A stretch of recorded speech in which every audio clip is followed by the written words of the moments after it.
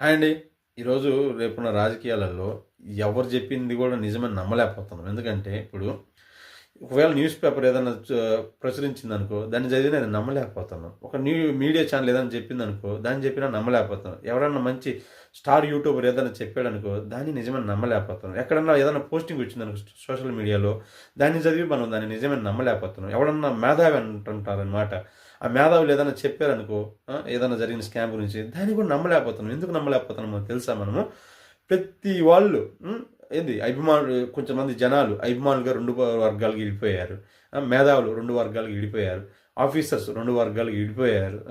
ఇంకా ఈ యూట్యూబర్స్ 2 వర్గాలుగా విడిపోయారు. మీడియా ఛానల్స్, మీడియా పత్రికలు 2 వర్గాలుగా విడిపోయారు. సోషల్ మీడియా 2 వర్గాలుగా విడిపోయారు. ఎవరి తప్పు వాళ్ళు కొట్టుకుంటుంటారు. మీది తప్పు మీది తప్పు అని. ఇప్పుడు మనం ఎవరు నమ్మాలి, ఎవరు నమ్మకూడదు? ఇదైతే ఈ కన్ఫ్యూజన్ నాకే కాదు, చాలామంది జనాలకు కూడా ఉందని నా యొక్క అభిప్రాయం. Okay, thank you so much.